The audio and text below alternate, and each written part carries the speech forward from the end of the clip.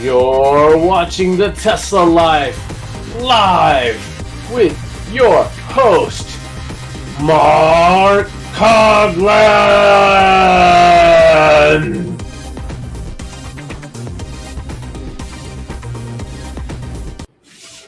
Hello, everybody, and welcome to the Tesla Life number 449. Here we are on the 4th of February, 2026. And that we're being attacked by is robots. that beeping is our co-host Casey Green, who is incognito, as you can tell. He's getting the witness protection program all put together there. So we'll just skip him for now. And also with us, our other co-host, Mr. Patrick Connor from the West Coast. How are you today, sir? I'm good. It's a nice, sunny 9-degree day here. Getting lots of kilowatts raining down. Rub it in, man. Rub it in. Yeah. There's a lot of the continent's not having a nice weather time. I'm sorry for you, but it's great here. Oh man! At least the subarctic temperatures have broken up over the past 2 days. So I'm glad we're out of the really cold weather of like minus 20 C on a regular basis. So it's much nicer when it's minus 9 or minus 10. That's a lot more bearable. Those extra 10 degrees Celsius makes a difference. Yeah, it does. Yeah. There's Mr. Green. How you doing today, sir? I'm doing all right. Finally had a day above frozen water, and that just rained. Hey, don't have to shovel rain. That's a good day. That's true. That's right. I almost had to break out the snow thrower. It would have been like, whoa, can you hit ours up? Shoot. I mean, yeah. You know what happens when a person buys a snowblower for the first time, right? Nothing happens. Insurance. It'll never snow again in your area. That'll be it. Yeah. At least 3 years, guaranteed. Well, see, for me, I thought that's what would happen, but it was such a good deal, I had to do it. And so this was in Virginia, where if it snows, it's going to be mild, right? And a couple of multi, like 6 to 8 inches. Just had to get rid of them, but at least it wasn't a waste of that first year. Speaking of snowblowers, did you guys see Tom Malogny's video of his robotic snowblower? That video went viral. I saw the thumbnail, but I didn't get a chance to watch it yet. I know that they've been making substantial progress with the robo throwers, and I'm hoping that this is one of those. Is this an actual thrower, or is it a brush on a wheel?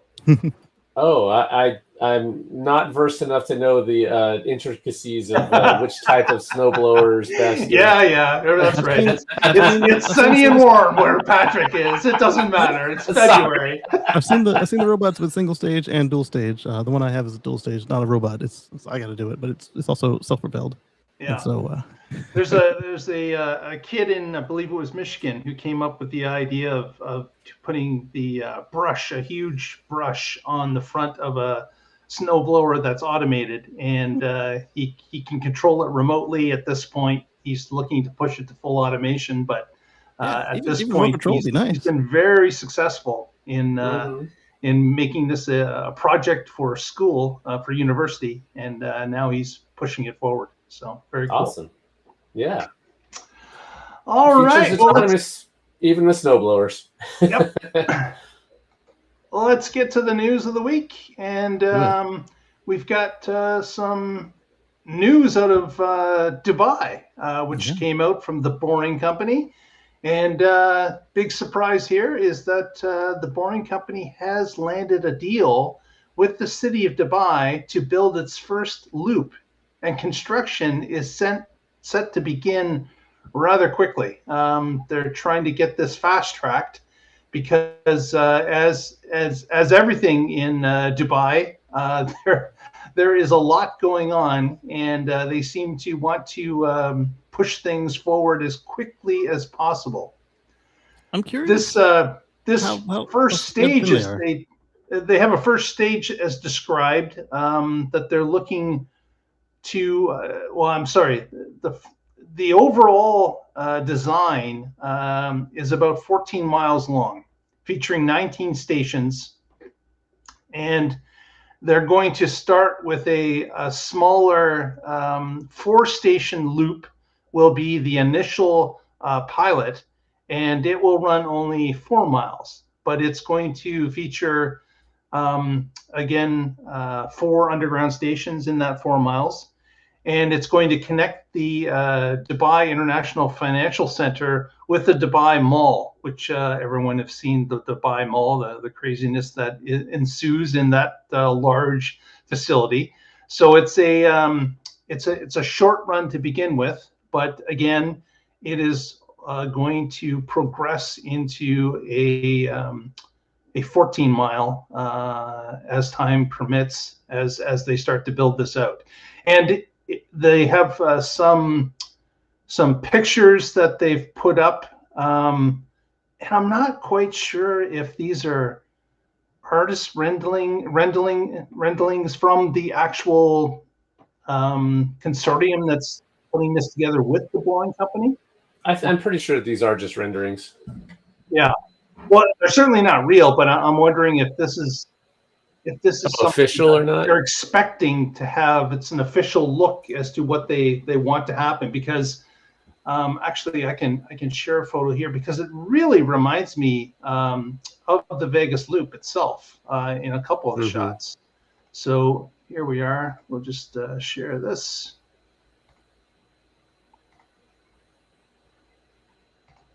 Oops, that's not. Shared the wrong thing, the wrong box. It does make sense that they would have a similar look and feel. I mean, that's how the boring company does things. And then, and of course, they're going to do some customizations. Like, this is not as colorful as Vegas, because Vegas is a pretty special place. Pretty special. They theme things. This is kind of like the Superchargers that get their wraps. Each one of their stations is going to be customized to what their customers want. Right. Yeah. Well, but this looks very much like the Vegas Central Station at the convention center.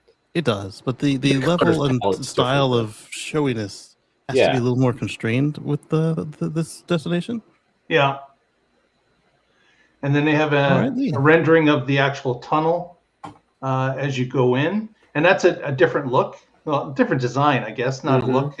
The tunnel's still the same pieced concrete, but it does look a little bit different with that arch.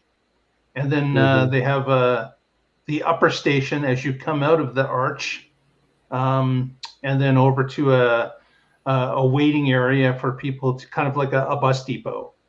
I was going to suggest, is that a junction of several public transportation methods, like a train or a bus, or is it just for the loop? Yeah, that certainly would be useful, wouldn't it? Is to put this as part of the overall transportation system and have some sort of ability to easily transfer between modes. Well, I mean, everywhere across that side of the ocean seems to have the smarts to do this. It's just our two specials, north and south, that don't seem to remember that. Hey, we can make these things meet. Yeah, I'm actually surprised that they have any surface stations, just because it can be so hot there. Exactly. Cold, dry, wet. All at once. Exactly. So if there is a ground station, hopefully there's someplace very nearby you can go in to get away from bad weather. I was stationed less than 1,000 kilometers from there in Kobar. So yeah, it's hot. Yeah. Exactly. So so this was a development that happened just yesterday. It was announced that the boring company made an announcement that this is going on, and it's good to see that some of the boring company's work is starting to get outside of the Vegas Loop, and they're getting obviously Nashville is now under construction, but there were a number of different bids they had out there before Nashville that didn't get to the point of construction starting. So this is good to see that they're actually moving forward with it. They're anticipating that the system will eventually handle up to 30,000 passengers a day, where they're thinking that the pilot phase alone probably in the area of 13,000 daily riders. So that's quite a bit for 4 stations.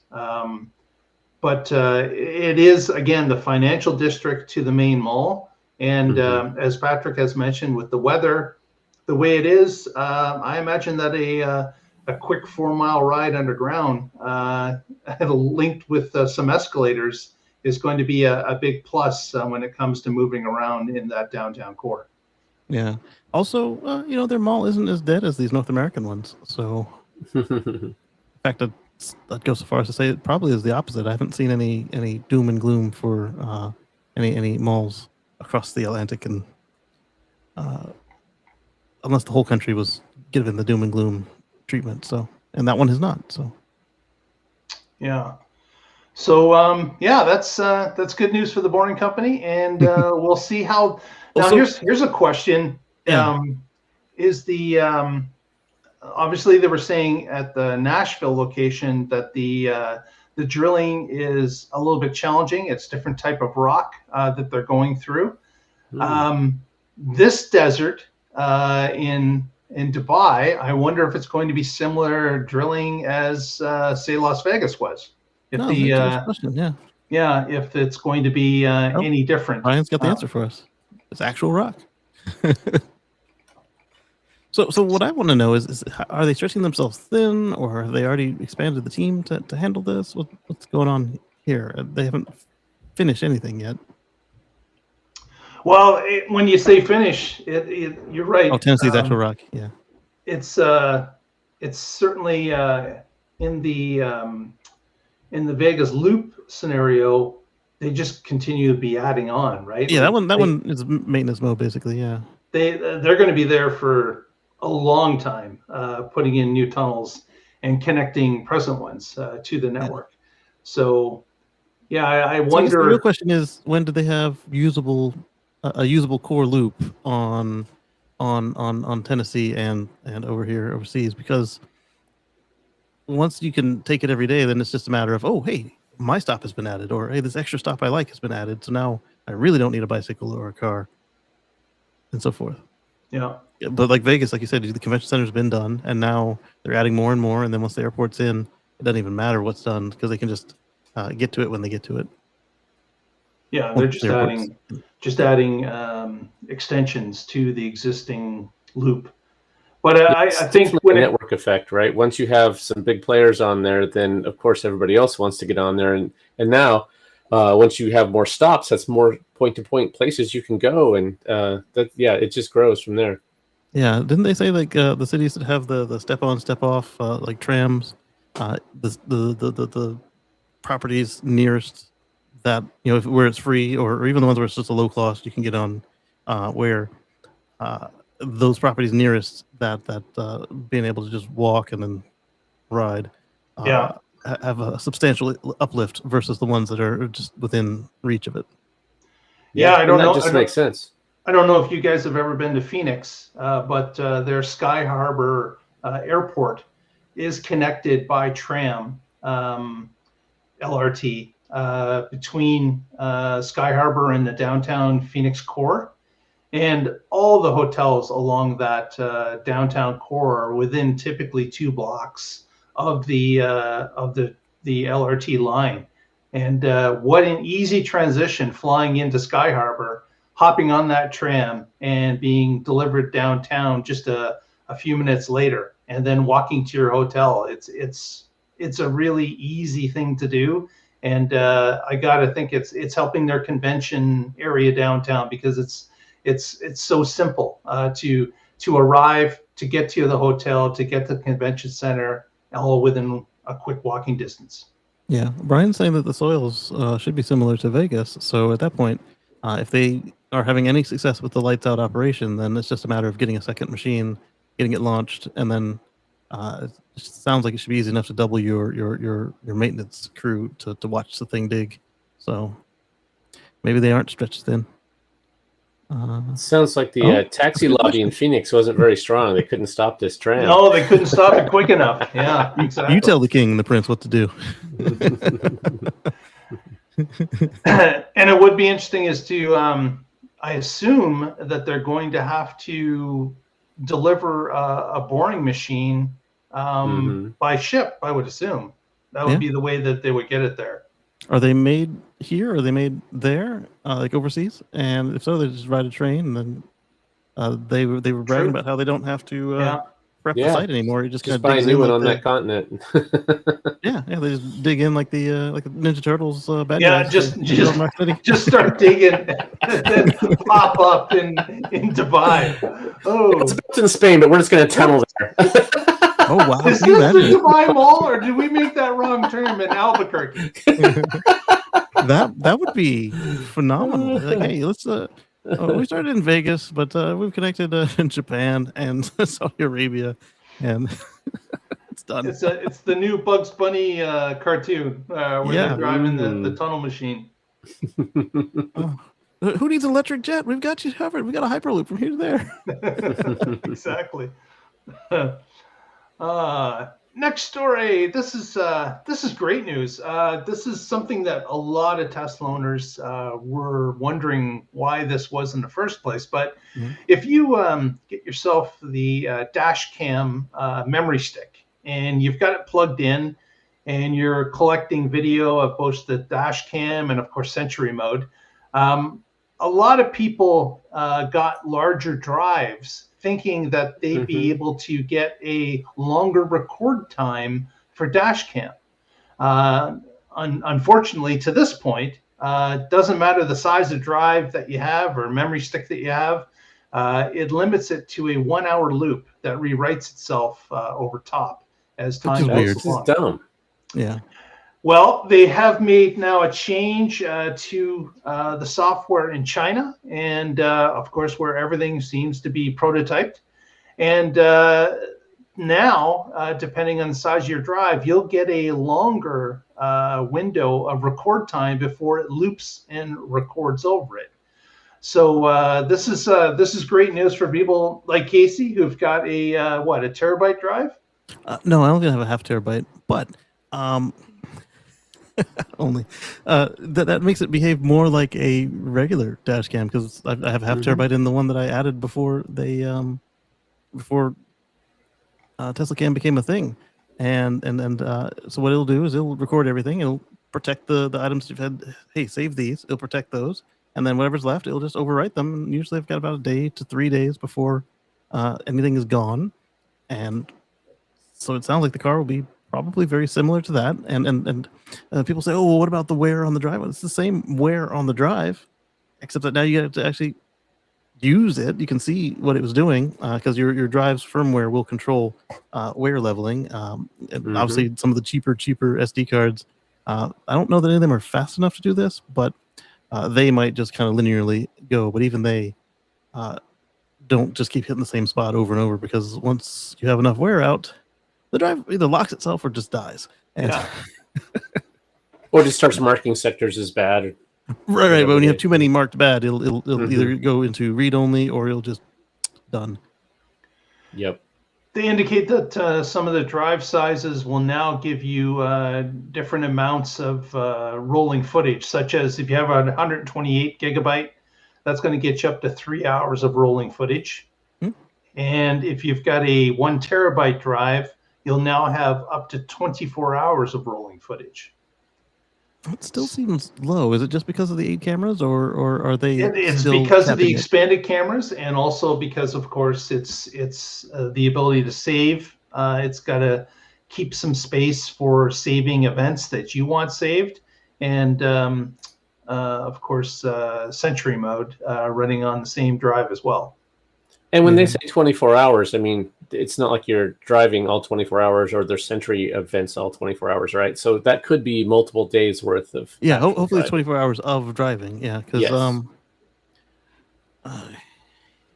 when I did some of my longer trips, I didn't loop. Like I actually specifically cleared them, and then never actually did have to. I was ready to empty them, but I didn't have to empty them on the aftermarket one. But the aftermarket one is 1 4K and 1 1080, so that's the same as my car because I've got four 720p's. Yeah. So this makes a lot more sense. If you're in a crash, you might be injured, and your first concern isn't going to be, making sure you get some footage off your car. It's going to be taking care of the medical issues, right? Yeah. So if you come back to it 2 or 3 days later, you don't want it to be overwritten just because there was somebody who walked past your car or footage from when it got towed or whatever, right? And usually it's the whole towing trip. It's like, oh, that's helpful. Yeah, exactly. Yeah, all I have is it being towed. No, you don't want that. So yeah, this actually helps make this an even more useful feature. So that's great. So again, it's being piloted in China, and of course, we expect this to roll out to others as time goes along. But being able to even upgrade from just 60 minutes to 3 hours is a huge difference for somebody just on an SD stick. So that is some good news, and some good move, yeah. Innovation that continues to get better as time goes along. Obviously, this wasn't high on a priority list, but I'm glad to see they've gone back and made some adjustments here, and this is going to be make this a better service. Yeah. Mm-hmm. Next, we've got not too little, but it is a little late. it's a okay. It is a long time coming, but better now than never. So yeah. And of course, you don't have to pay for the upgrade. It just comes along in an update. I did like that. Yeah, it wasn't locked behind some sort of paywall. Like even if you got the nothing and the no subscriptions and the no options, you got Dashcam, and so now eventually we'll get the update to this. Chris asked a pretty decent question about if SpaceX acquiring XAI and X Twitter made a difference, and Brian points out that Boeing didn't have a problem with it, and I figure it's just a matter of obviously they don't want this going to be an ITAR situation. They don't want people who shouldn't have access to certain information to have it, and so they'll just not let those people who are not qualified work in those particular roles. Right. So don't think if you work at XSat and now with this acquisition, you could just walk into a SpaceX facility and go wherever you want. Your badge will work. That's not going to happen. That's yeah. There will definitely be some different security protocols depending on what part of the machine you work in. Well, I do wonder now, because the government's push for AI and Musk's push for AI, that would be interesting. It will allow them a little less friction from SpaceX to XAI being all in the same house if they want to put that on a Star Shield and then put the Star Shield as their AI data center in space and not ever share with the public. Interesting. Yeah, I could see that. Did you guys? Speaking of AI, did you watch the autonomous car? There was a Ted Cruz opened it.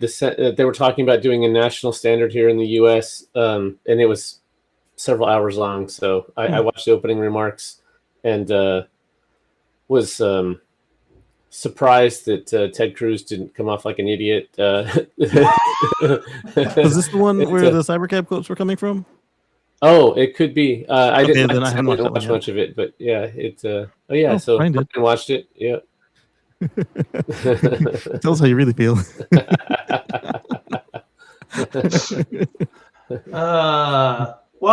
Some other brand new news has hit the airwaves about the Model Y, and Patrick's got. Oh, he means the service. Yeah, they went bankrupt, didn't they? Cruise. I see. Okay. Yes. All right. So on to our next topic, the Model Y. There is a new variant of the Model Y available, and also one that went away. If you like all-wheel drive and you didn't want to spend the extra $10,000, $8,000 to get the premium all-wheel drive version, well, now there is something new in the lineup just for you: the Model Y all-wheel drive. So, they've cleaned up the labeling, so now it's not Model Y standard, it's just Model Y. So there's a Model Y rear-wheel drive. That's their most affordable Y at in the US, at least $39,990, And for just $2,000 more, you can have all-wheel drive. So you don't have to go up to premium to get all-wheel. And so now this is before the YL even comes to the US. There's 5 variants on the Model Y. We just talked about the rear wheel and all-wheel. Then there's premium, rear wheel and all-wheel, and then performance, which is all-wheel drive.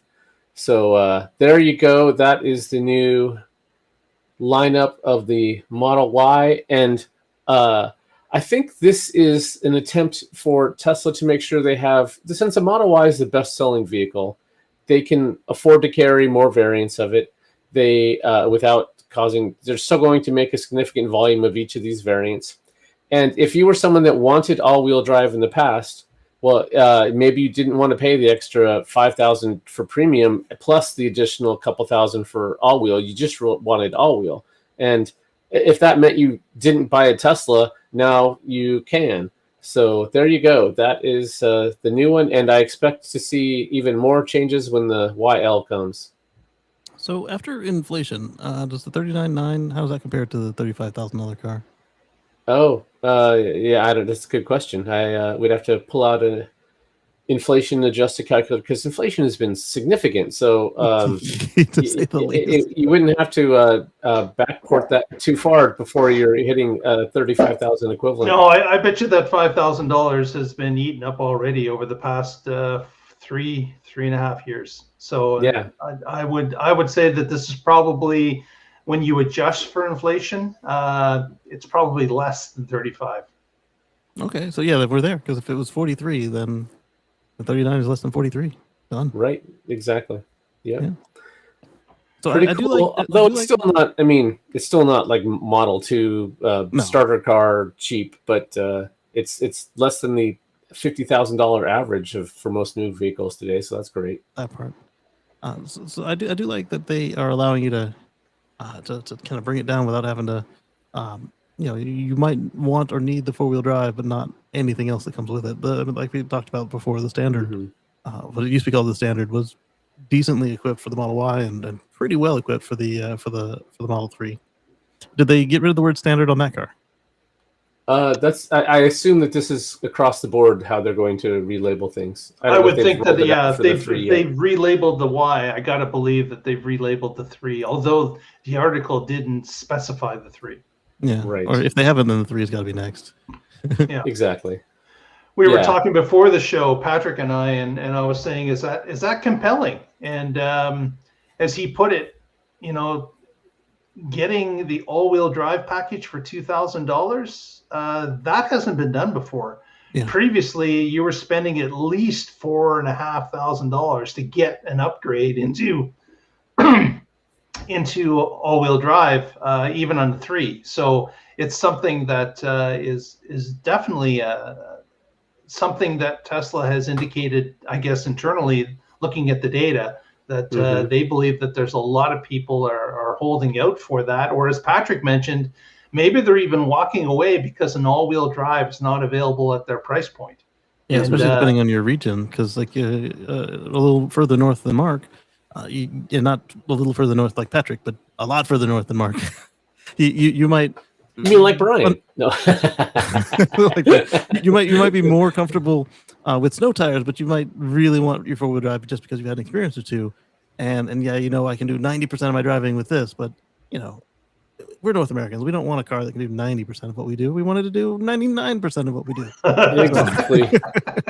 Yeah. If you can do it for only $2,000, why not? Yeah, and some people just feel safer with all-wheel drive, even though, as we've talked about in the show before, Mark's rear-wheel drive, he's got videos of it performing great in the snow because with that sub-millisecond traction control system that Tesla has, it can do a lot of things that an old rear-wheel Mustang from the 60s could never dream of. Yeah. They're very different cars from a traction perspective. Yeah, and balance and everything. Yeah.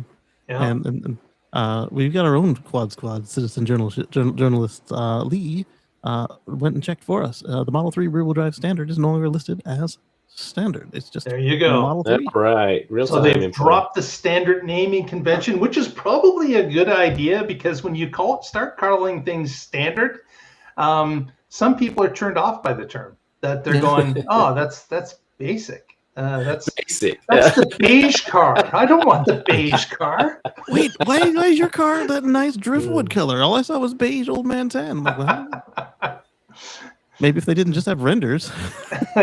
So yeah, it becomes something that you it may be negative connotations, and obviously Tesla believed that it was better to drop that naming convention.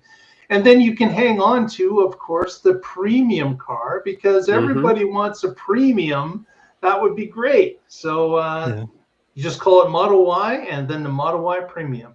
A little extra of mine. It says premium. That's right. A little extra mayo. Yeah. Exactly. Lee pointed out that out of spec showed the Model Y Juniper driving around their track on FSD in snow and ice at 45 to 50 miles an hour without going off the track. That is good to hear. Because they also showed off a video of the VinFast and its idle creep, and wow. Yeah, the idle creep was impressive. I saw that as a snippet. Yes. When it loses traction, this was creeping. The tires kicked up to 100-mile-an-hour spin speed. That is so wrong on so many levels. This was obviously not something they tested. Yeah. So the video I saw is they had it in creep going backwards up a grass hill covered in snow, and it started to slip, and then the car decided it was going to compensate for the slipping by going a little faster. And then it kept slipping, and it got even faster and faster, and then it was a full-on burnout in reverse, trying to go up a hill in snow. Yeah, that would be closed loop, but yeah, a little open loop-ish. Yeah, so if you have creep mode on, I would not expect it to creep in reverse. It does. So everybody's yeah. That's just that seems dangerous. Automatic cars creep in reverse too, though. So. I remember I went to a journalist get together in Detroit, Michigan. They were talking about the release of the Chevy Volt, which I had owned one at that time, and I remember talking to an engineer, and he was saying that, of course, the Volt had a limit of speed while you were driving. 99. I forget the top. 103 actually. Maybe 103 miles an hour. And he goes, it'll top out at that. He said, but a lot of people don't know that there is no limit if you're going in reverse. So you could go over 103 going backwards, and that was okay. Just don't let your insurance company know. That's right. That's right. So some of the folks that do this, they'll do it based on just a number of wheel rotations, or they'll do it on a ground speed, but not without checks. This was the first most of us have seen like this. I had my first Honda, the first non-hybrid one, was when it was cold, like really cold. It would idle at 45 miles an hour until it warmed up, and then it would idle at about 7 to 12. That was always fun. You just brakes. Yep. Next, breaking new ground. Tesla has now, or is about to open in another new continent. They're opening up sales in a brand new continent, and that continent is Africa. Yes, they're going to be opening their first sales and service center in Morocco, which of course is the very tip, kind of north. I would say northeast tip of Africa. Just barely into crossover from Europe. There you go. It's west. Right. It's just under Spain, right? Yeah. North. I'm sorry, west. You're correct. West. Yeah. Yes, northwest. So it's right underneath Spain, right under the Rock of Gibraltar, as Casey has mentioned, and it's very European there because, of course, of its location, very close to the Europe continent as well. It's basically where they meet. So this makes perfect sense to roll into Morocco and start to make some Teslas available there. And I'm sure a Supercharger network will follow closely into that area as well, which is what we've seen everywhere that they open. They open, one sales and service center, and then they put in a few Superchargers to link up some major roads in that. Sometimes they do it the other way around. Superchargers first, rare, but they do. Right. Yeah.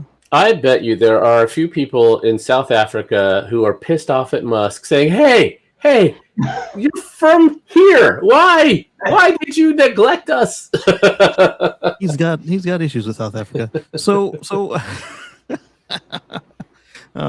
it was not just the stuff he tweets about, but they beat him up as a kid and this, that, and the other, and so he doesn't really treat it like a home country. This now means that every continent that's got a permanent resident, they sell a car there. That's pretty cool. And as Chris and I were joking, Antarctica, unfortunately, they don't have any permanent residents there, and there's not a big market for penguins buying. Penguins are traditionally cheap. That's the problem. That's nice, but they just don't spend. You've seen Madagascar; they're pretty self-sufficient there. So yeah. So the concern for me with Antarctica, aside from getting the scientists to want to get out of the building and go drive one around, is the minimum spec for 24 hours is -40, and don't they get below -40 over 24 hours at a time there? So it's a different mindset there. There's no need for anything really to drive around in Antarctica. Not at this point. Well, when Tesla starts making snowcats, maybe we can recover this topic. It's gonna be fun. A quick update from last week. We were talking about AP 4.5. Mm-hmm. It turns out Tesla released some information this week indicating that was a printing error that someone had put on the label on the computer, which is incorrect. It does actually say AI 4.5, but they're saying that that's just an error that was a label error. So there is no 4.5 hardware, or that's exactly what they want us to believe. That's what they want you to say. So yeah. I would want to lean on green the only on that one, and also maybe these things really exist, but they weren't meant to be in those cars. Like, hey, oops, these were supposed to be on the robotaxis. Who knows? And by robotaxi, I mean the Model Y robotaxi, not Cybercab. That would be quite a mix-up to put some Cybercab parts in production. Or maybe it was just the labeling, like that they were updating the labeling for Supercab, and instead they just changed the label across the board. Who knows? Yeah. They I'm not saying that they are 100% lying to us. I'm just saying that it's kind of convenient story to just roll that back now. But it's not surprising that there would be some upgrade coming at some point. I mean, right. I think that's what's fun about it is we do expect there to be an upgrade, maybe not a 4 or 5, maybe straight to 5. And that's part of the fun of doing this, reading the tea leaves, opening up the car, seeing what's going on. Mm-hmm. But it is plausible that, yes, there was an inventory control mix-up in the language and the conversion and the blah, blah, blah. And whoops, funny story. But we can still hold hope, yeah. It's 3 of them. Well, the cool thing for me is the longer hardware 4 is the latest, the more likely I am to continue to get all the latest updates. And you hold on to that as long as you can, Patrick. You have to go back to Legacy Land with me. Yeah, I got one of the first hardware 4s, and I wanted to stay the latest for as long as possible. And every time I hear about AI 5 being delayed, I'm like, yes, awesome. It doesn't necessarily mean that they won't just stall you and then you still get updates, but they're just putting them on another branch. That happened to me before. The group of AI 4 owners gets bigger and bigger every week, right? So the longer that is the latest one, the bigger that group is, the harder we are to ignore. That's right. The harder you are to ignore, yeah, but doesn't mean they won't do it. You guys were talking about your percentage of autopilot of FSD driving. I got my latest update. It's a 2026 build. It doesn't tell me how many percent of FSD I am. No percentage. Oh, that is too bad. My percentage. So last time we talked, I think I was at about 50%, and now I'm at about 75%. Oh man! So and where do they hide it? Is it in the FSD menu, or is it? Because I went there and I just searched. You just go to the controls and then autopilot, and it's right there. Yeah, it's first very obvious on the page. Nothing there. Yeah, and even on the search, it's like, do you like to change your autopilot? I did percent. It's like, do you want to change from percent back to miles? No, don't do that. It's gross. Not that the miles. If it's for you. But for me, the miles will be low, and that's gonna hurt my feelings. So I don't want to know. That's funny. I wonder how long, since they're moving away from the term autopilot, when do we expect to see the software change reflect so that that, they probably after because they it could be decide what when the cybercam FSD is going to be. stuff that I'm looking at is under the autopilot tab in the controls. Yeah, and then autopilot itself under the autopilot tab is named auto steer. So Right. I would expect they might rename it whenever they decide what they're going to name the cybercab worldwide. Because shortly after Musk made that comment on the call, they scrambled to trademark the names that he uttered on the call. So Right. Yeah, they've been burned a couple times by trademark sitters, squatters, whatever you want to call it. Yeah, just waiting to hear something. The ticker X is now free. The company that was sitting on it has been acquired and shuttered. So. Well, let's move on to the next story, and this is about superchargers in new locations. Chile, the country of Chile, has announced that Tesla has a deal with a energy company based in Chile called Copec. And this deal is going to put a number of superchargers on the road, about a 1,500 kilometer stretch between a couple of the major cities in Chile, about 200 kilometers between each stop. So they're trying to make sure that this major road is covered. And if you've looked at a map as to the size of Chile, it is long and skinny. It runs along the coast. And there are these large distances from head to tail in this country. And this major strand that they're going to electrify is going to help everybody in the country, because not only is it going to be available for Tesla vehicles, it's going to be the next standard, so others can enjoy and partake in charging on this new spine of electrification that's going to be running through Chile. It's something that this energy company Copec, it looks like it's one of these business deals where they are going to they'll put the chargers in with their branding, and Tesla will provide maintenance and track it for them. And they indicated that most of these stops are going to be 4 chargers in a pack. So obviously, since they're just starting with electrification, they don't need 8 at each one or more. But of course, Tesla, with its data, will be able to track the usage of these even with non-Tesla vehicles, and be able to suggest things to Copec as time goes along, and if more bandwidth is going to be required based on the uptake of the services. But being 4-packs suggests that they'll be V3 pluses for quite a while, even though the turnkey program typically will give you V4 dispensers.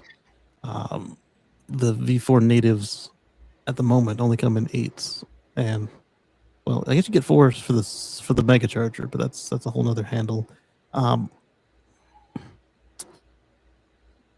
Curious if they find that they need upgrades. Are they gonna rip them out, or are they gonna just put in more V3 pluses? Well, I would hope that they would build for the possibility of upgrading now. If it is indeed easier to trench and be prepared for another set of 4, I'm hoping they would do that to save money in the future. Yeah, once you got the ground torn up, it's easier enough to just even if you don't think you'll use it, just put it in, because it's gonna be an extra couple bucks while everything's torn up. Exactly. So is it? I'm guessing, is it just America's North and South that have these crazy drives, and we don't think anything? We think in hours, and not, there's so many cities over, I'm gonna take a train or a plane. Like I always hear out of the folks out of Europe, it's like, that's too far to drive. Yeah. I guess Australia might be close behind the Americas, because they've got some wildness. Yeah, that's a good question. I'm not sure what the culture is in Chile when it comes to driving, but just based on the number of cities and possibly the scarcity of planes available, or airports in the right area. It's not like in the United States where there's airports really everywhere. And in Europe, there's airports everywhere. But Europe's even got a different vibe. Is that a lot of them can use the train? That's a different spin in Europe as well. But I know that Chile does not have a speed train line that runs within its country. They got the normal freight trains and such, but there's no high speed. So driving is going to be, one of the main ways of getting around. Yeah. I'm surprised how much more expensive it is to put in trains than it is to put in roads. Yeah. Yeah, so that's about the news to print for this week. Let's, if anyone's got any questions in the chat room, be sure to let us know. But Lee is going to keep us abreast of his local megacharger, so that will be fun to see. Yeah. And Lee was also indicating that he had an AI for module low voltage power cycle today. Had to go to the Savannah Service Center, do some sort of error that was showing in his Juniper. But hopefully it was a better experience than his previous experience over there. Yeah, so he didn't get a chance to drive over to the Pilot Travel Center near Savannah to see the megacharger site that will be going in there. So he's got his eye on that. So that's good to see. Yeah. They better treat Lee right, or the Tesla life's going to broadcast it to the world. Exactly. He said it was a great experience today. Oh, cool. Awesome. Yeah. Very good. Very good. Well, with that said, let's do some shout outs. Let's start with Casey. What do you got for us? Well, let's catch us on our express shows over at same place, same time, different days. If you have the bell on and we do more than two in a week, you'll be notified as they come up and when they come up. But typically Friday and Monday. And then on Sunday, you can catch us over at youtube.com/Casey Green, x.com/Casey Green. And we'll have a Let's Chat with Casey and Friends. Looser scheduling and looser on the topics, but it's already what you come to know and love. Very good. Very good. Patrick, what do you got for us? I'm with the Oregon Electric Vehicle Association. You can find us at oeva.org. And I want to talk a little bit about what I've been blogging about lately. So 2 weeks ago, I covered something about putting solar in. We just talked about Morocco in the Sahara and how much energy that could generate. And then how do you get that energy to the population centers? And what's driving most of our energy demand today is AI and data centers. So the phase 2 of that was, what's a lot easier to move than energy is data. So why don't we just put data centers in the Sahara where they can be massively powered by solar there, and then you install fiber trunk lines and have high-speed data in and out of that region. Well, what's next on this list is space. We've been hearing all this about space-based data centers. So I started looking at, okay, how much does it cost to build a data center in the conventional areas versus the Sahara versus in space? And the cost actually changes over time as launch costs come down. And today, at least according to what I concluded in my article here, was that the cheapest place is in the desert today because the infrastructure is one time. And anyway, so check that out there. Brian has a good comment. We have the Portland Auto Show coming up February 19 through 22, and he's going to be there himself. And definitely go check out Electric Avenue at this event and talk to people that actually drive EVs and not just are trying to sell you EVs. That's one cool thing about OEVA in general. So there you go. Thanks. Very good. Yeah, definitely. Talking to people that actually own the vehicles and are not salesmen for any particular company is the best way to understand what that technology can do for you or what it can't do for you.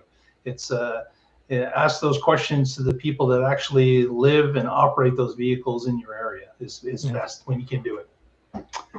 With that said, thanks so much for being with us today. If you haven't already, please give us a thumbs up on the video. Press that subscribe button. It really helps us out. I know it's a pain in the butt. We ask every week, but please, if even half of you would do it, it is a huge help, and we would really appreciate it. And you can also follow us through the week on our X feed at The Tesla Life. You can see some news in between the shows. And with that said, let's get together next time, and together we'll find out what's happening in the Tesla life. Yeah, and we'll thank Lee for the music that's not playing right now because my Mac decided it doesn't want to access the network drives. This is Lee's silent track. You know that one. This is a silent track. Yeah. Yeah. It's the one you put on before you go to sleep. Here, Lee. Get some royalties. Good night, everybody.